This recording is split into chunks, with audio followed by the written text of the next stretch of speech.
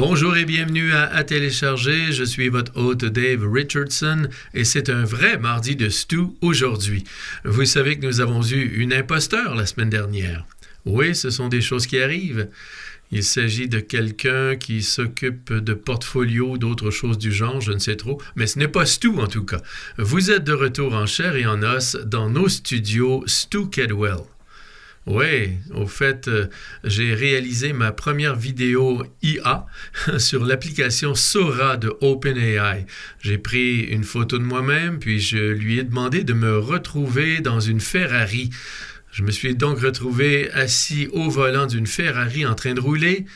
Ma voix était aiguë, un peu comme le moteur de la Ferrari. C'était la seule chose qui clochait, mais une vidéo de 10 secondes où je conduis une Ferrari et je m'amuse beaucoup, c'est probablement ce qui se rapproche le plus vrai de la réalité pour moi. Mais les mardis de Stu, eux, sont authentiques. Ce sont vraiment nous. Oui, moi qui pensais que vous aviez 4 ou 5 Ferrari chez vous. Nous cherchons toujours des moyens de monétiser cette émission, mais ça ne marche pas du tout. Mais Stu, nous avons ce nouveau studio et voyez ce que j'arrive à faire. Je peux me déplacer. On dirait une vraie balado maintenant. Mais bon, Stu, vous parlez d'IA et je pense que c'est l'un des sujets dont nous voulions parler aujourd'hui. Nous continuons à observer un enthousiasme incroyable et des performances boursières exceptionnelles pour toutes ces entreprises spécialisées dans l'IA. Nous examinons tous les facteurs qui stimulent ce marché et nous en avons déjà parlé à plusieurs reprises. Au fait, retournez écouter les épisodes précédents de Stu qui sont diffusés pratiquement chaque semaine, sauf lorsqu'il y a un imposteur comme la semaine dernière.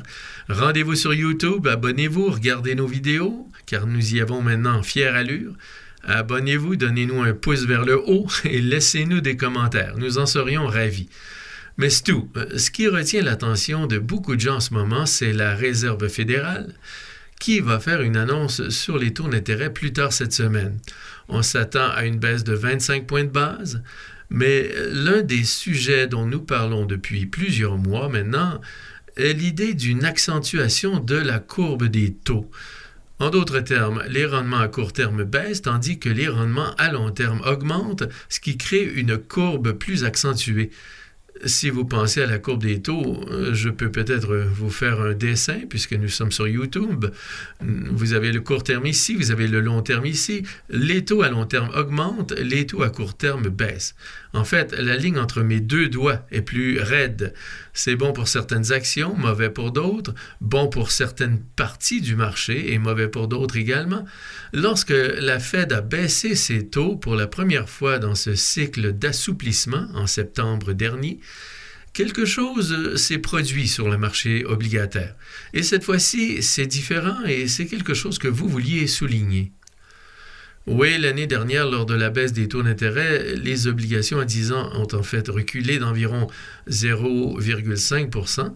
La courbe des taux s'est donc considérablement accentuée. Et que ce soit ou non la manière dont le marché obligataire a exprimé son incertitude quant à la nécessité de cette relance monétaire, qu'elle coïncide ou non avec d'importants déficits budgétaires, ou que nous soyons encore un peu inquiets au sujet de l'inflation, cela a constitué une réponse un peu plus restrictive à un assouplissement des taux d'intérêt. Cette fois-ci, nous avons assisté à un assouplissement en septembre et les obligations à 10 ans ont baissé d'environ 10 points de base, ce qui, là encore, pourrait s'expliquer par l'inverse de l'un de ces trois facteurs, à savoir que l'inflation semble un peu plus modérée que certaines craintes, peut-être que les déficits budgétaires ne seront pas aussi importants, les gens s'inquiètent un peu plus du ralentissement économique, ils pensent donc que la baisse des taux d'intérêt par la Banque centrale est une bonne idée. Mais c'est là une réaction très différente de celle observée il y a un an par rapport à cette année. Nous nous attendons à une nouvelle baisse des taux d'intérêt de la part de la Fed et de la Banque du Canada. L'autre élément qui a joué un rôle est la pente de la courbe des taux. Et vous nous l'avez bien illustré. Alors, deux choses à ce propos. Nous plaisantions tout à l'heure. Ma fille étudie la physique à l'université et la seule aide que je peux lui apporter en physique concerne la dérivée première et la dérivée seconde. La dérivée première est le taux de variation et la dérivée seconde est le taux de variation du taux de variation. La pente de la courbe des taux reste saine par rapport à l'année dernière, mais elle est à peu près la même qu'il y a 3 ou 6 mois, voire légèrement inférieure. Le taux de variation commence donc à ralentir, et cela, encore une fois, envoie un signal. Cela pourrait être l'une des 3 variables dont nous venons de parler, mais c'est quelque chose qui mérite d'être souligné. La pente de la courbe des taux a été positive pour les valeurs financières, nous devons donc y réfléchir. Chaque fois que vous entrez dans une période de forte volatilité des marchés, vous recherchez toujours l'un de ces éléments qui ne correspond pas aux autres. La dernière fois, dans cette situation, ces 10 éléments étaient présents. Cette fois-ci, seuls 8 d'entre eux sont présents. Vous avez tendance à prêter attention à une divergence. C'est un élément qui diffère légèrement des situations similaires que nous avons connues par le passé. Oui, j'ai dû rater ça en cours de physique. J'ai été renvoyé. Mon professeur de physique essayait de connecter 2 fils et j'étais assis au premier rang de la classe et je faisais comme ça. Zzz. Chaque fois qu'il les rapprochait, il a perdu son sang-froid, m'a renvoyé de la classe pour avoir fait trop de bruit. Je suis donc content d'apprendre enfin un peu de physique. Qui aurait cru que j'allais l'apprendre à cette émission? Ce que je vous disais quand vous parliez de cela en termes de taux de variation, du taux de variation, c'est la façon dont je voyais les choses. Et j'en ai même parlé à certains conseillers, justement. Je suis donc content que vous me corrigiez là-dessus. L'année dernière, encore une fois, comme vous le dites, si je pense à court terme et à long terme, nous baissons le court terme, l'extrême court terme, c'est-à-dire la Fed qui réduit les taux ou la Banque du Canada qui réduit les siens. Il s'agit d'un groupe de personnes qui se réunissent dans une salle et discutent de la situation économique, examinant telle ou telle donnée, puis décident de ce qu'ils vont faire avec les taux. Elles baissent les taux, et puis l'année dernière, comme vous l'avez dit, les taux à plus long terme, à 10 et 30 ans, ont grimpé en flèche lorsqu'elles ont procédé à cette première baisse des taux. Cela vous donne encore une fois une courbe plus raide. Je pensais cependant que la courbe demeurait raide lorsque le taux à 10 ans reste stable autour de 4% ou un peu en dessous. Mais la Fed a maintenant baissé ses taux, elle va encore les baisser. L'accentuation est encore plus forte, mais le long terme est fixe et seul le court terme bouge. Et ce que vous dites, c'est que pour la dérivée seconde, c'est un peu différent. Oui, parce que c'est une fonction de 2 taux d'intérêt. Comme vous l'avez souligné au début de l'année, la Fed a peut-être baissé ses taux d'intérêt, mais le taux à 10 ans a en fait légèrement augmenté. Donc, l'un moins l'autre, disons 100 points de base, quel que soit le chiffre exact, et maintenant, ce 100 est légèrement inférieur. Donc, même si la pente est saine en termes absolus, elle n'est pas aussi robuste qu'il y a 3 ou 4 mois. Souvent, les gens se concentrent sur le niveau absolu des taux d'intérêt, le niveau absolu des taux d'intérêt à court terme ou le niveau absolu des taux d'intérêt à long terme. L'un moins l'autre envoie un signal puissant sur certains aspects de l'économie. C'est simplement une autre variable que nous examinons. Si vous imaginez le tableau de bord d'une personne chargée de l'allocation des actifs, elle dispose de la dynamique, de la valorisation, des taux d'intérêt à court terme, des taux d'intérêt à long terme, de la pente de la courbe des taux, des écarts de crédit et des écarts de crédit à haut rendement. Vous disposez de tous ces éléments sur votre tableau de bord que vous prenez en compte lorsque vous modifiez la composition de votre portefeuille d'actifs. Mais si la courbe des taux perdait de sa pente, vous vous inquiéteriez des écarts de crédit. Vous devriez alors vous demander si la courbe des taux perd de sa pente parce que les anticipations d'inflation sont en baisse, parce que les déficits budgétaires ne sont pas vraiment préoccupants ou parce que l'économie ralentit. De nombreux facteurs entrent en jeu dans ces variables. Oui, et puis si la Fed ou la Banque du Canada réduit ses taux à l'extrémité courte de la courbe des taux et que vous constatez une hausse à l'extrémité longue, cela envoie un message sur la marge dont ils disposent pour les baisser. Et lorsque la Fed a réduit ses taux le mois dernier, l'extrémité longue est demeurée stable et cela leur donne plus de marge pour les baisser. C'est exact. Et nous attendons encore à des baisses assez importantes d'ici la fin de l'année prochaine. Oui, au moins 2 de la Fed et au moins 1 de la Banque du Canada. Et puis nous verrons au fur et à mesure que nous entrerons dans l'année prochaine. Il y a eu plus de volatilité sur le dossier commercial. Nous entrons dans l'année prochaine et c'est là que nous négocions aujourd'hui. Lorsque nous entamerons l'année prochaine, les choses sérieuses vont commencer. Le Congrès va-t-il demander une révision de l'ACEUM? On atteindra les échéances pour une révision plus officielle au début de l'année prochaine. On verra donc comment cela se passera. Oui, tout dépendra de la victoire des Jays contre les Dodgers. C'est probablement le pari que Trump et Carney ont fait. Ce n'est pas vrai, je plaisante. Mais ce qui est vraiment intéressant, c'est que nous avons eu cette fermeture du gouvernement. Et je suis heureux que, à propos de cette fermeture du gouvernement, vous et Eric nous ayez rappelé que oui, cela a certains effets, mais ce n'est pas à long terme. Et les gens voient au-delà de là. Ce sont les politiciens qui font des va-et-vient et ils finiront par trouver une solution, quelle qu'elle soit. Cela n'aura probablement pas d'effet.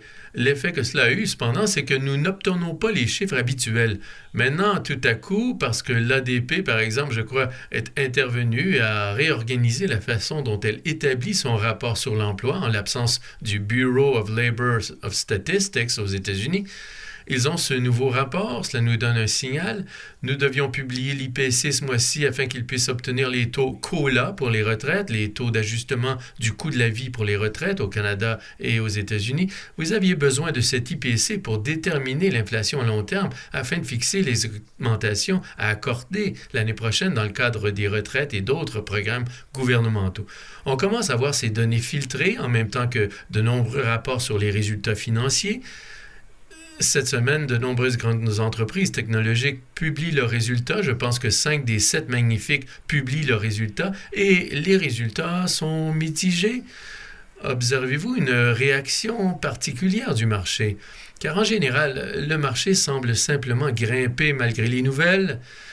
Mais y a-t-il des nuances dans ce que vous observez lorsque vous examinez les chiffres de plus près? C'est un excellent point. Il y a certainement plus de nuances.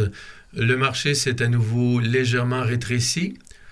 L'une des statistiques que nous apprécions particulièrement est le pourcentage d'actions atteignant leur plus haut niveau sur 20 ou 50 jours. Lorsque le marché atteint un nouveau sommet, vous voulez que cet indicateur atteigne également un sommet. C'est le signe d'une forte participation et cela ne s'est pas produit cette fois-ci. En ce qui concerne les bénéfices, ils ont été plutôt bons, ils ont été solides dans le secteur financier, ce qui était largement prévu.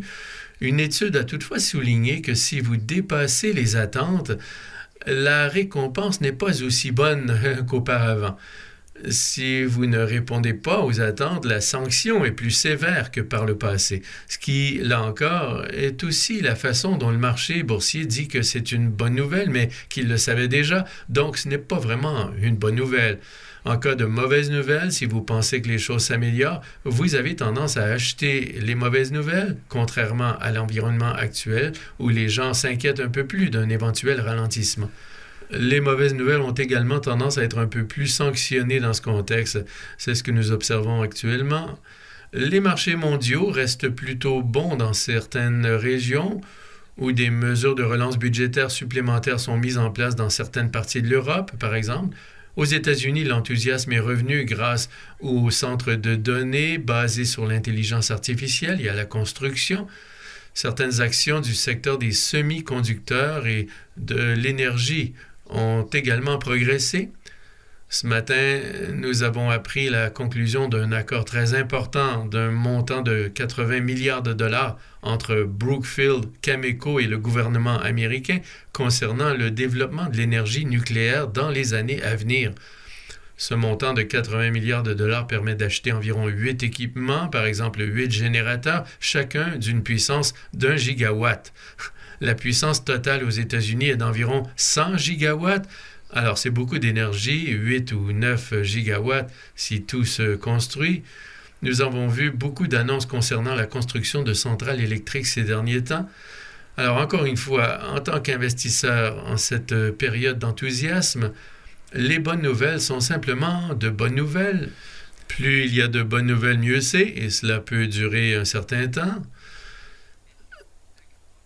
À terme, les gens voudront voir les activités qui se développent autour de toutes ces dépenses.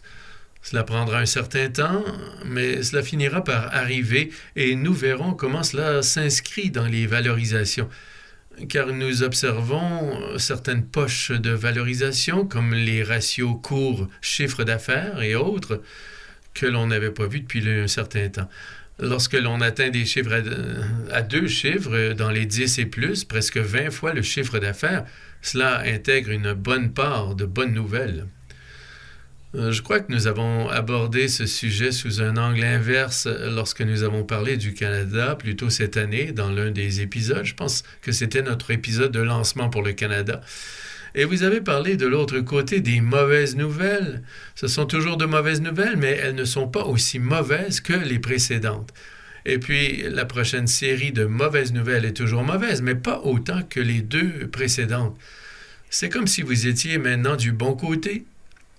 Je pense que l'analogie que je faisais, c'est que je fixe des attentes à ma femme quand je rentre à la maison, quand je suis dehors et que je lui dis que je pense être rentré à la maison à 22 heures, mais je vais lui dire 21h30. Et puis j'arrive à 21h25 et elle est très contente.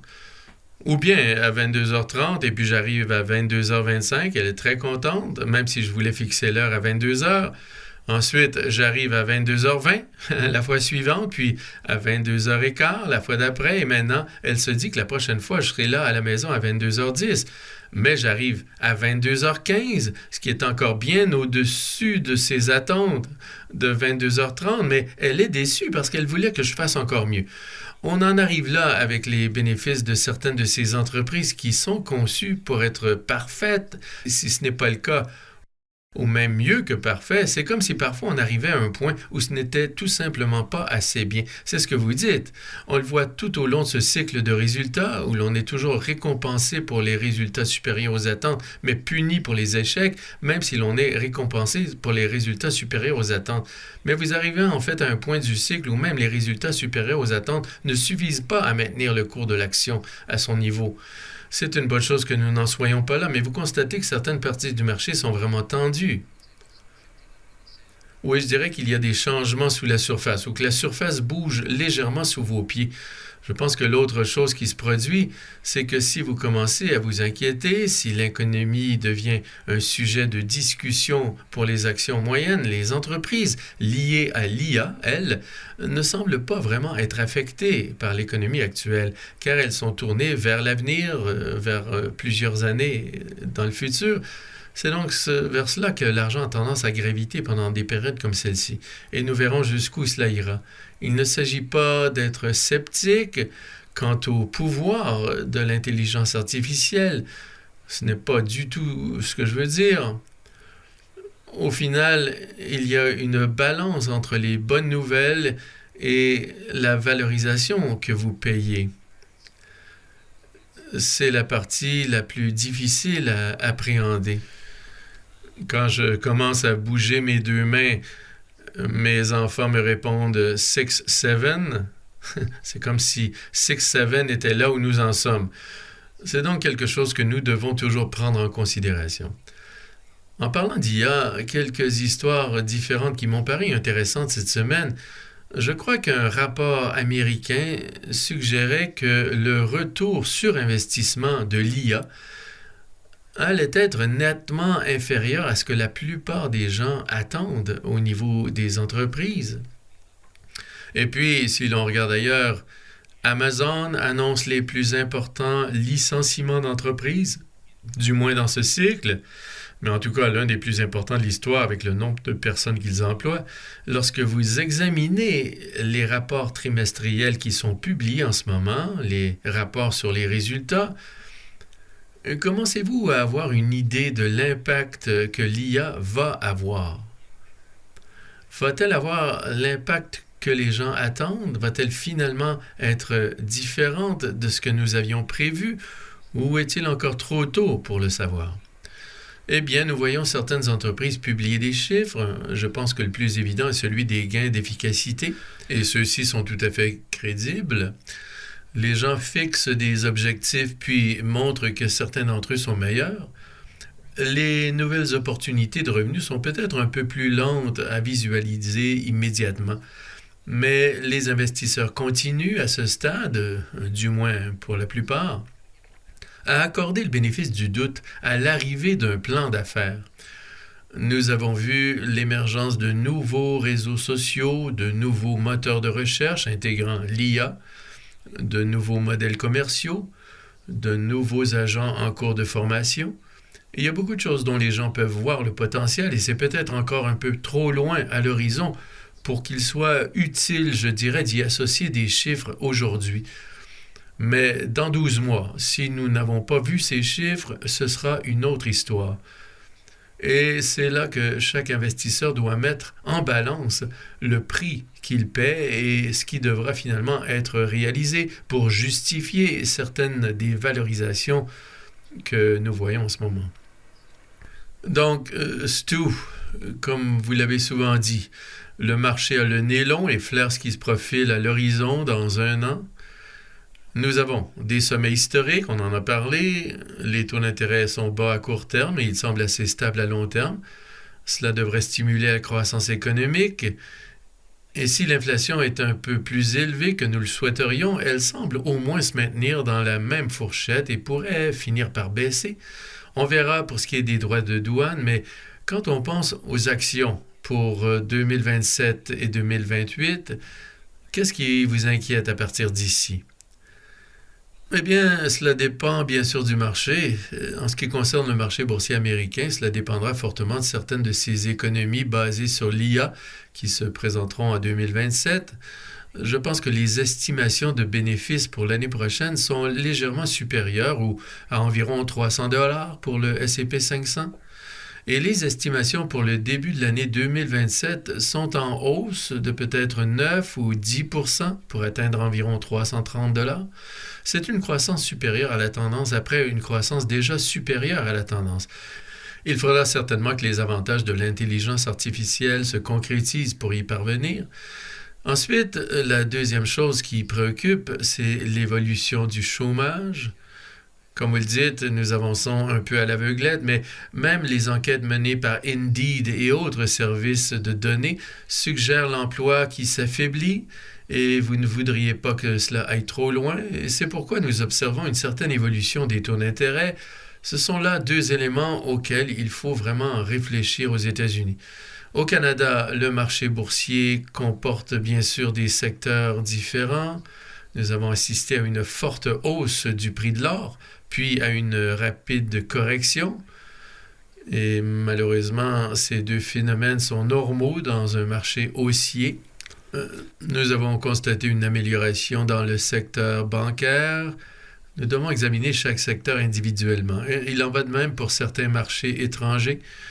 Je pense que 2 autres éléments à prendre en considération sont le dollar américain qui pourrait s'affaiblir et le fait qu'il ne devrait pas se raffermir autant par après. Cela pourrait réduire quelque peu les difficultés rencontrées par certains marchés étrangers dont les valorisations pourraient s'améliorer. Et puis, comme je l'ai mentionné, nous observons des signes d'augmentation des dépenses budgétaires sur une base relative, peut-être en dehors des États-Unis où elles ont été importantes. Le taux de variation des dépenses budgétaires en dehors des États-Unis pourrait être légèrement plus élevé. Oui, il semble que ce soit les mêmes thèmes que nous avons depuis plusieurs mois. En fait, cela fait même quelques années, en particulier en ce qui concerne le dollar américain et son impact sur les marchés étrangers, les valorisations aux États-Unis dans certains secteurs par rapport à d'autres et au reste du monde. Cela continue tout simplement. Mais bon, pour ceux qui ont continué à investir, et j'espère que la plupart des personnes qui nous écoutent régulièrement continuent à le faire, si j'ajoute de nouveaux fonds comme nous sommes à un niveau record, il y a une approche, non, qu'ils pourraient vouloir adopter? Je ne sais pas trop, je l'ai oublié car je ne pense pas que nous en ayons parlé depuis quelques épisodes. Eh bien, les placements échelonnés sont un excellent outil. Lorsque vous entrez sur un marché qui a été fort, vous pourriez vous dire que vous auriez dû investir. Mais les placements échelonnés vous auront donné la capacité ou le courage même de faire quelque chose en cours de route. Et il vous reste encore beaucoup si nous traversons également des périodes difficiles. La seule chose dont nous sommes sûrs en tant qu'investisseurs, c'est que nous connaîtrons des périodes fastes et des périodes difficiles. Il vaut mieux être au-devant des choses et les placements échelonnés sont un excellent moyen de faire face à ces deux types de situations. Je voulais m'assurer que nous abordions ce sujet avant l'Halloween, car les enfants vont sortir, ils vont récolter des bonbons et seront tentés de les manger tout d'un coup. Mais l'approche des placements échelonnés pour l'Halloween est un moyen d'enseigner à vos enfants l'investissement à l'aide de bonbons. L'autre chose, c'est de vous assurer que vous avez le bon niveau de risque. Vous voulez vous assurer que ces bonbons sont sans danger. Ensuite, les placements échelonnés dans la consommation même, et cela va être une meilleure expérience pour tout le monde. J'aime quand mes enfants utilisent cette méthode au lieu de se gaver tout d'un coup de bonbons d'Halloween, parce que cela signifie qu'il y en aura plus pour papa quand ils ont fait une bonne sortie en ramassant des bonbons. Qu'est-ce qui attend les enfants qui passeront à la maison des Cadwell pour l'Halloween? Qu'allez-vous leur offrir? Nous avons installé les décorations ce week-end, nous avons des lumières, des fantômes, toutes sortes de choses. Alors oui, c'est toujours un plaisir de recevoir les enfants. Des fenêtres propres, pas de feuilles, des bonbons de qualité et une jolie décoration, c'est ce que vous trouverez chez les Cadwell. Et vous obtiendrez d'excellents conseils au mardi de Stu lorsque nous recevons Stu Cadwell, responsable des actions mondiales chez RBC Gestion mondiale d'actifs. Stu, ravi de vous retrouver et à la semaine prochaine. Super, merci Dave. Cet enregistrement a été fourni par RBC Gestion mondiale d'actifs Inc. à des fins d'information seulement et ne constitue pas un conseil de placement ou un conseil financier. Vous devriez consulter vos propres conseillers juridiques, comptables, fiscaux, en placement ou en planification financière avant d'effectuer toute opération.